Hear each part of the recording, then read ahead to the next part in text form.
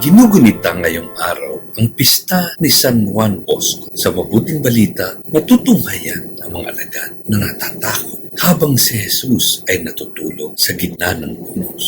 Sa mga bagyo ng buhay, huwag sana tayong matakot. Manampalataya na sapagkat kasama natin ang Panginoon. Ito ang hamon ng tiwala, lalo na kapag tayo ay dumaraan sa hirap, sapagkat ang pananampalataya ay hindi pagkawala ng bagyo, kundi ang pagtitiwala sa presensya ng Diyos sa gitna ng bagyo.